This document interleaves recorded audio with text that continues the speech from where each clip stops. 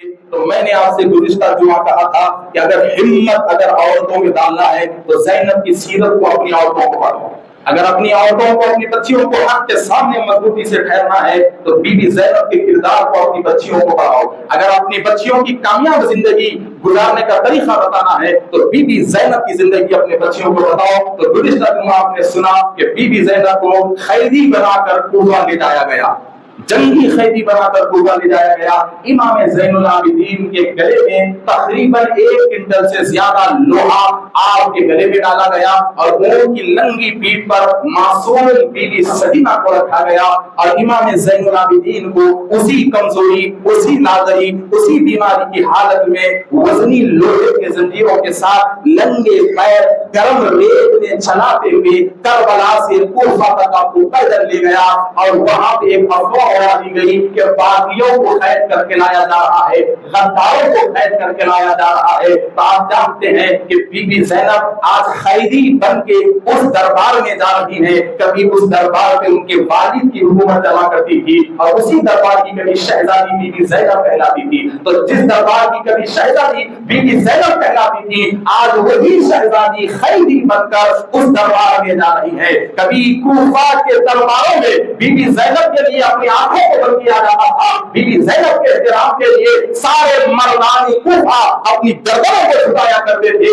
آج انہی کوفہ کے درباروں میں اور انہی کوفہ کے گلیوں میں بی بی زینب کو قیدی بنا کر بے پردہ کوفہ کی گلیوں میں بی بی زینب کو گرایا گیا. تو حضرات محترم ذرا دیکھیے کہ کوفہ والے میں اعلان کر دیا گیا کہ اے کوفہ والے, یزید جنگ جیت چکا ہے, ہمارا بادشاہ جنگ جیت چکا ہے, باغیوں کو قید کر کے لا رہے ہیں, غداروں کو قید کر کے لا رہے ہیں. تو لوگوں نے پوچھا ان غداروں کا جرم کیا ہے؟ تو کہا کہ یہ وہ لوگ ہیں جو کوفہ والوں کے مال کو سردے پہ لوٹا کرتے تھے. اہل بیت کو ڈاکو بنایا گیا میرے دوستو. یہ وہ ڈاکو ہیں جو کوفہ والوں کا مال لوٹا کرتے تھے, جو لوگوں کا مال لوٹا کرتے تھے.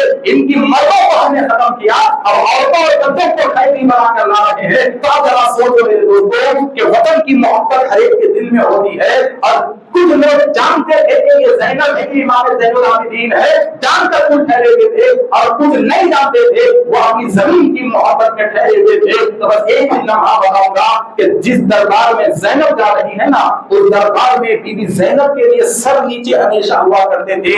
آج اسی دربار کی گلیوں میں بی بی زینب کا استقبال پتھروں کی بارش سے کیا جاتا ہے.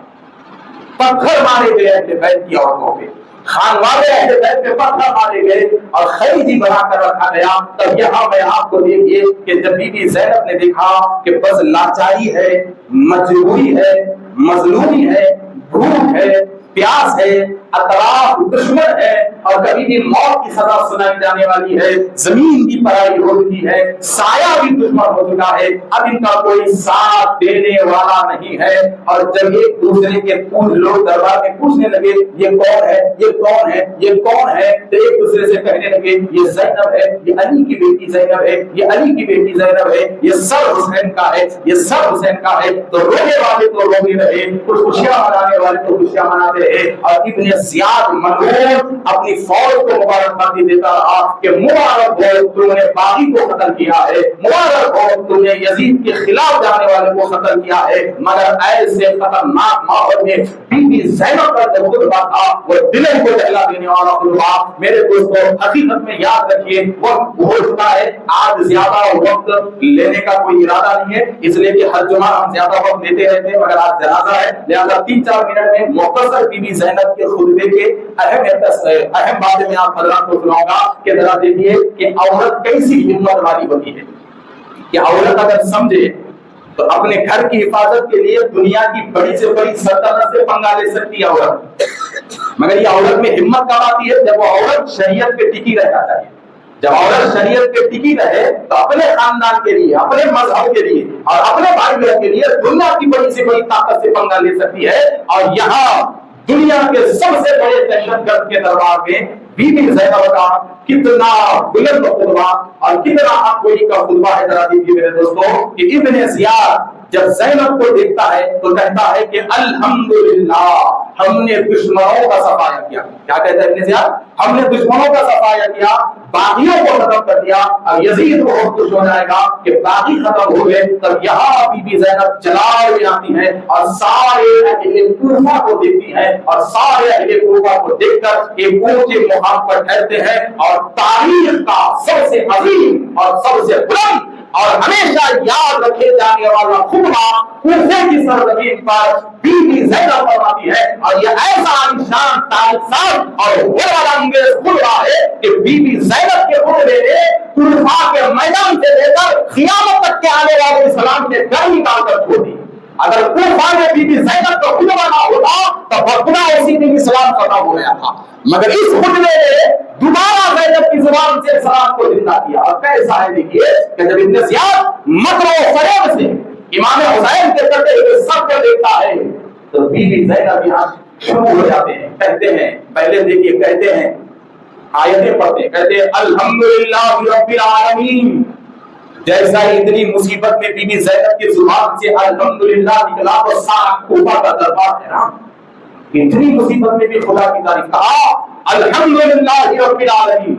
پھر آپ درود پڑھتی ہیں رسول اللہ صلی اللہ علیہ وسلم پر, پھر آپ کہتی ہیں اے کوفہ والو, اے اہل مکر و دغا تم رو رہے ہو, آنسو تھے ان کے آنکھوں میں, کہتے ہیں کہ اے کوفہ والو, اے اہل مکر, اے اہل دغا تم رو رہے ہو, خدا کرے تمہارے آنسو کبھی خشک نہ ہو.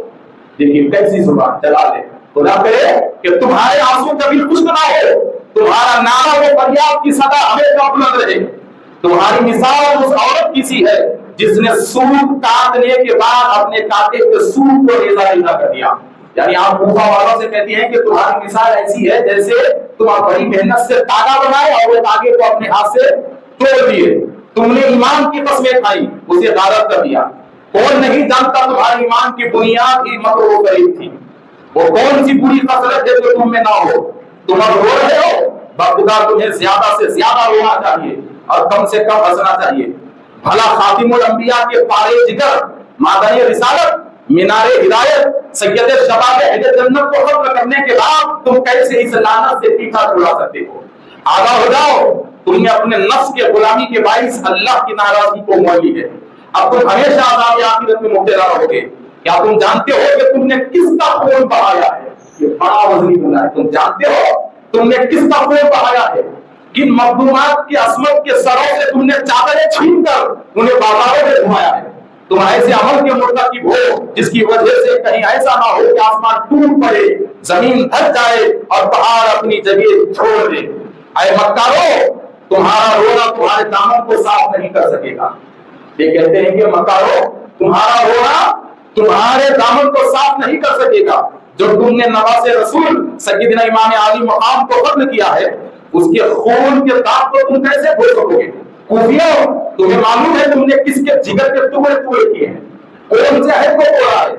اے محمد صلی اللہ علیہ وسلم کی تم نے کس بیٹی کی بے حرمتی کی ہے. یہ تمہارا وہ جرم ہے جس کی تلافی کبھی نہیں ہو سکتی. تم دنیا میں بھی رسوا ہو گئے, آخرت میں بھی تم کو ذلیل خوار ہونا پڑے گا. دنیا کی دولت, دنیا کی لالچ میں تم یزید کے ہاتھ میں اپنے آپ کو بیچ دیا, اور تم نے اپنے ہاتھوں سے شمع مصطفی کے, تم نے اپنے ہاتھوں سے رسول اکرم صلی اللہ علیہ وسلم کی ایک شمع کو بجھا دیا جس کا کوئی بداوا نہیں ہو سکتا. عنقریب تم پر خدا کا قہر و عذاب نازل ہو کے رہے گا. یہ بدعا کیا, کہا کہ عنقریب تم پر خدا کا قہر اور خدا کا عذاب نازل ہو کے رہے گا. تو حضرات محترم, تو ہر غد کے یہ ایک آپ کا خطبہ ہے. اور پھر دوسری جانب جب آپ دمشق جاتی ہے تو یزید کے دربار میں بھی بڑا عالیشان خطبہ ہوگا. تو انشاءاللہ تعالیٰ یہ تو مختصر سنایا ہوں, یہ